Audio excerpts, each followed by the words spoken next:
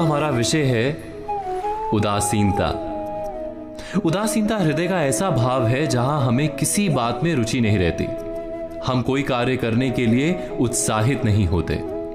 उदासीनता जब एक सीमा से बढ़ जाती है तो मन का रोग बन जाती है। मनुष्य जीवन से अधिक मृत्यु को पसंद करने लगता है। हम सब जीवन में कभी ना कभी उदासीनता का अनुभव अवश्य करते हैं। मन निराशा से भर जाता है और हम कार्य का त्याग कर बैठते हैं। अधिकतर हमारी उदासीनता कुछ समय के लिए ही होती है, इसलिए उससे होने वाली हानि को हम पहचान नहीं पाते। किंतु उदासीनता धीरे धीरे आदत का रूप धारण कर लेती है और हम बार बार उदासीनता के कारण हाथ में लिए कार्य अधूरे छोड़ देते हैं।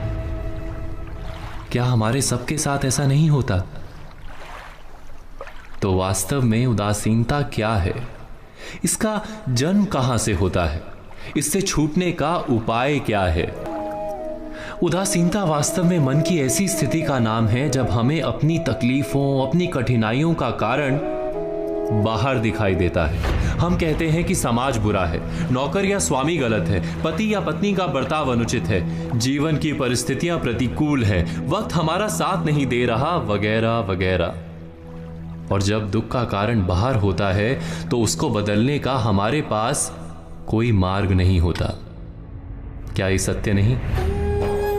हम समय को किस प्रकार बदल सकते हैं? परिस्थितियों में कैसे परिवर्तन ला सकते हैं हम?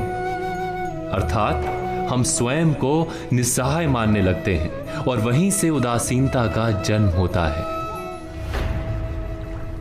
क्या ये सत्य नहीं? प्रश्न ये है कि क्या हमारी सारी विपदाओं का कारण बाहर है या स्वयं हमारे भीतर है? क्या हमारी सारी विपत्तियां, हमारे बुरे हालात क्या दूसरों के कारण है? क्या हमारा परिवार हमारा शत्रु है? क्या समाज दुश्मन है? या हमारी परिस्थितियां हम स्वयं निर्मित करते हैं? विचार कीजिए, पतझड़ में पत्ते गिरा देने वाली ठंड क्या वृक्ष के साथ दुश्मनी कर रही है? नहीं, ऋतु चक्र तो अपना कार्य करता है। उसे पेड़ के साथ ना दुश्मनी है ना दोस्ती। ऋतु चक्र के अनुकूल हो जाना वृक्ष का कर्तव्य है। ठीक वैसे ही समाज कभी किसी व्यक्ति का ना मित्र होता है ना शत्रु। समाज को जिससे लाभ मिलता है, समाज उसका मित्र बन जाता है। अर्थात समाज प्रतिकूल तब बनता है जब हम समाज के प्रतिकूल बनते हैं। वैसा ही व्यक्तियों के बीच में भी होता है। हम जिसे प्रेम करते हैं वो हमें प्रेम देता है, हम जिसे लाभ देते हैं वो हमें लाभ देता है। हमारे हालात बदलने के लिए हमें स्वयं अपने आप में परिवर्तन करना पड़ता है। इतना समझ लेने पर स्वयं में परिवर्तन करना कठिन नहीं।